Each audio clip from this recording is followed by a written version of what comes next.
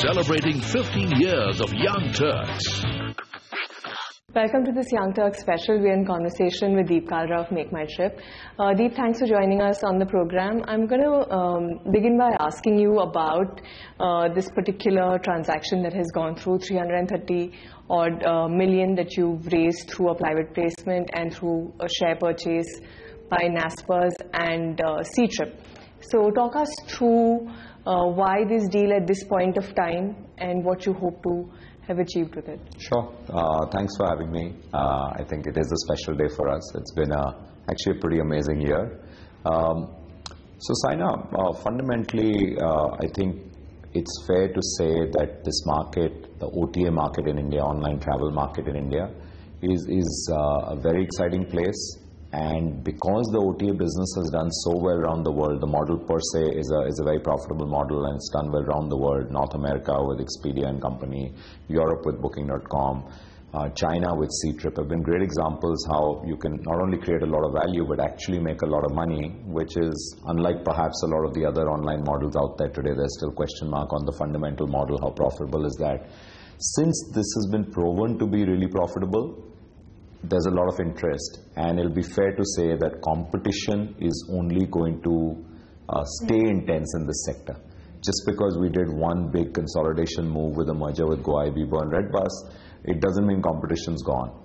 The multinationals are very keen on the Correct. business. Expedia is here and they're looking to grow the business aggressively. Absolutely. So is Booking.com in the hotel space. Absolutely, absolutely. And there are Indian players too, and everyone's kind of throwing their hat in and saying, hey, how can I get a share of the pie, because it's a lucrative pie. So given that context, I think it only made sense for us to perhaps build a war chest, to use that phrase. We had a pretty good, strong balance sheet already, about 200 mil. We've raised another 330 million. So we're going to have over $500 million, which is big. It's big by any standard.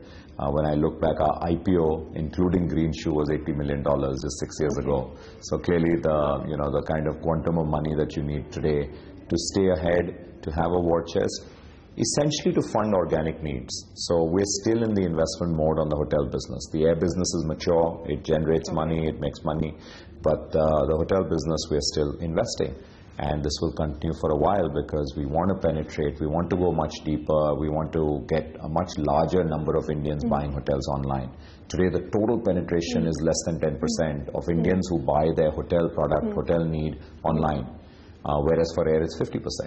So there's a long way to go, and we want to be at the forefront of that where we are today, but keep on leading and keep on growing also into Tier 2 and Tier 3 India, where we think there's a lot of work to be done. So there will be investments organically. There will be investments in tech, investments in product, investments in marketing.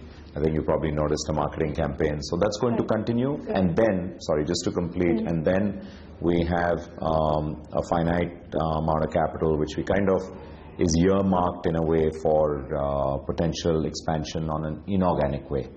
Which means there'll be investments. What percentage of the money that you have now is going to perhaps go into some sort of acquisitions in the near future? Yeah, and it's so looking really, at a ticket size. Yeah, it's really hard to say because so much of M&A depends on the deals out there, right? So it's I can give you a far more accurate kind of way of saying how much will go on the organic side, which is what our guidance is. Okay. Yeah, which is what our guidance, and we will share our guidance actually in 2 weeks' time. We share our full year results for the quarter ending 31st March. So you can give us some sense of the numbers?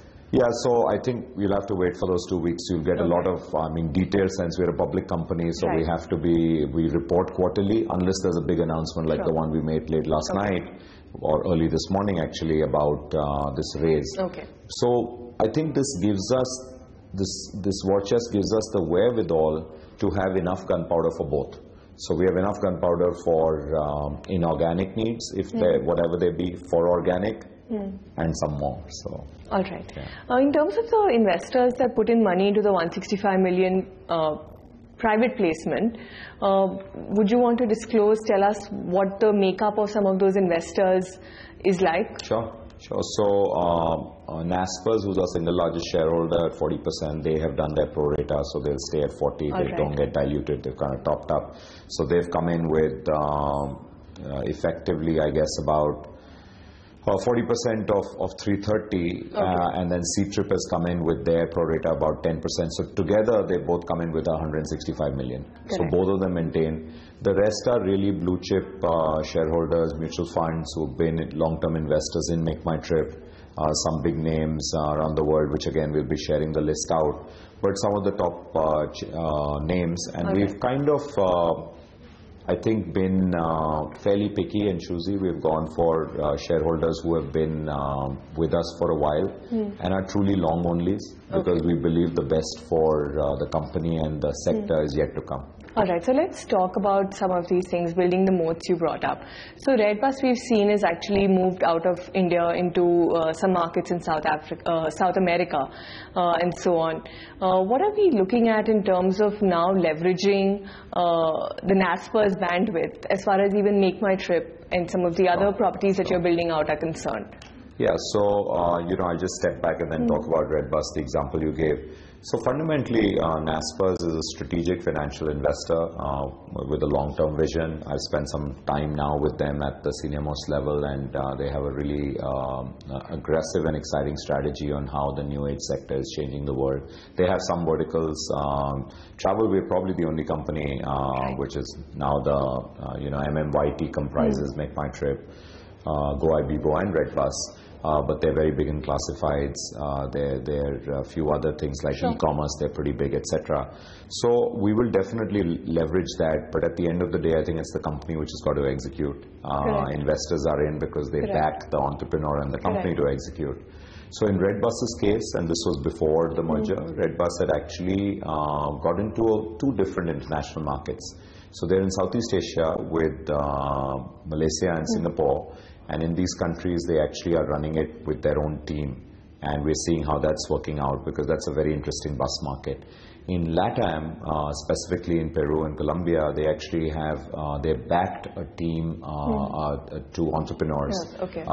So we are, now we're obviously watching that progress and seeing how we can leverage what we've got out here. So we have the tech stack. So literally and now we have the war chest. Now we have the war chest. So let's see. So we think Redbus is an exciting product which is potentially global. That being said, I do believe our first challenge is to really crack India. I think we're just skimming the surface when it comes to both hotel and bus and other products. The only product where there's been actually deep penetration right now is air tickets domestic. Where the combined, it's a big market, but a lot of it has moved online. So more than now 50% of all online air tickets, of all air tickets are sold through OTAs, and about 60% including supplier direct. So almost 2/3 of the market of domestic air tickets has moved online, and not without good reason. I mean, it's so much easier, it's so much more comfortable. There's that much value an offline travel agent will pay. Perhaps some of them would accept cash earlier on. That's changed with demonetization. People who didn't have credit cards and debit cards now pay through wallets. So I think it's just become so seamless that people are like booking tickets, literally without even thinking about it. It's like just become a very commonplace transaction. And that's what it does, because inherently it's so convenient. But but we are seeing newer players come in. So of course we now have Expedia here, and they've made their plans known, pretty aggressive. Someone like a Paytm has created that vertical on the back of what they do very well with the cashbacks and so on and so forth. They're raising a large amount of money as well. It's been in the news. So while you are sort of sitting with a larger market share right now, what is it going to take to actually build that moat around it? I know sometime back you flirted with offline sort of presence, and we see that in some cities. I see that sometimes in Delhi when we are going around, I see some of those. But is that going to be sort of a channel that you're going to push more aggressively? Because, the transacting Indian public online at the end of the day is about 40, 50 million, the higher ARPU sort of No, what you said is perfectly right. So, cut back to my opening comment. My opening comment was inherently online travel is a very profitable model. It's a great business to be in. And therefore everyone wants a piece of the pie. Everyone wants a piece of the pie. Not everyone's going to get it. For every successful company, I think it'll be fair to say 9 or 19 companies didn't make it. So it's a tough problem because everyone's trying to solve it. Why do people gravitate towards one brand over another in a sector where there's no discounting? So, you know, like if you look at domestic air tickets, effectively there's no discounting. Sometimes guys will try some cashbacks and stuff, but the airlines frown upon that. We have consistently grown our market share to make my trip is 16% of the entire traveling market. And that's happened only because we have the better experience, we have a more reliable product. People just come back and say, book, done, forget about it.